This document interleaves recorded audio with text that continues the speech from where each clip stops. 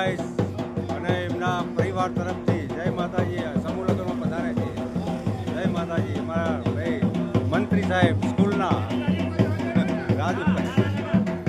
માધુભાઈ ચૌધરી.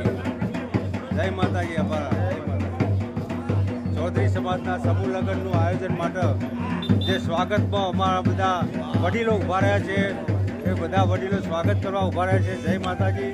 અને ધીરોજ ગામમાં આવો અનેરો સોનેરો અવસર રોજ અને વર્ષે બની રહે એવી મારી દિલગીરી છે. જય માતાજી.